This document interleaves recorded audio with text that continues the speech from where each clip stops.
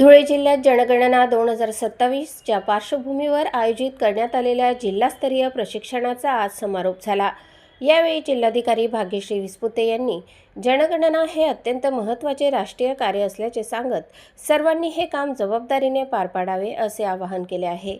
दरम्यान जनगणना हे अत्यंत महत्त्वाचे राष्ट्रीय कार्य असून शासनाच्या विविध योजनांच्या प्रभावी अंमलबजावणीसाठी यातील माहिती निर्णायक ठरते। त्यामुळे जनगणनेचे काम प्रत्येकाने गांभीर्यपूर्वक पार पाडावे अशा सूचना जिल्हाधिकारी भाग्यश्री विस्पुते यांनी यावेळी दिल्या।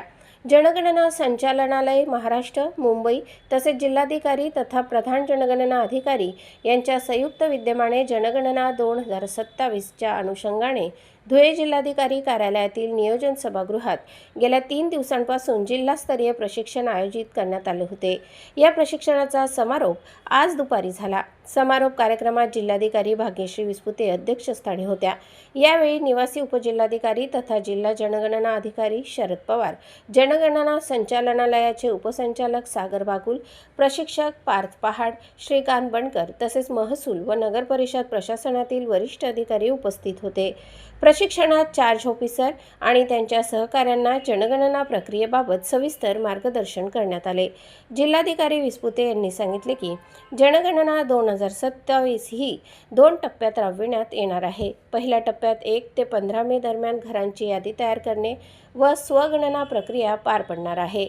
या टप्प्यात घरांची व कुटुंबाची मूलभूत माहिती संकलित केली जाईल, जी पुढील गणनेसाठी अत्यंत महत्त्वाची ठरणार आहे। दुसऱ्या टप्प्यात 16 मे ते 14 जून 2026 या कालावधीत अधिकारी घरोघरी जाऊन नागरिकांची सविस्तर माहिती गोळा करतील। यावेळी सेन्सेस 2027 HLO या मोबाईल ॲपच्या माध्यमातून डिजिटल पद्धतीने माहिती नोंदवली जाणार आहे। त्यामुळे माहिती अचूक आणि वेळेत नोंदवणे अत्यावश्यक असल्याचे त्यांनी स्पष्ट केले। तसेच काही अडचणी आल्यास जिल्हाधिकारी कार्यालयात स्थापन करण्यात आलेल्या जनगणना कक्षाशी संपर्क साधण्याचे आवाहन त्यांनी केले आहे। निवडणुकांप्रमाणेच जनगणना हेही राष्ट्रीय कर्तव्य असून प्रशासनाच्या सर्व यंत्रणांनी समन्वयाने काम करावे असेही जिल्हाधिकारी विस्पुते यांनी यावेळी नमूद केले। निवासी उपजिल्हाधिकारी शरद पवार यांनी सांगितले की यशदा येथे मास्टर ट्रेनर्सचे प्रशिक्षण पूर्ण झाले आहे। पुढील टप्प्यात क्षेत्रीय प्रशिक्षकांचे प्रशिक्षण आयोजित करण्यात येणार आहे। तसेच जिल्हाधिकारी कार्यालयात जनगणना कक्ष कार्यान्वित करण्यात आला असून आवश्यक मनुष्यबळाची नियुक्ती करण्यात आली आहे।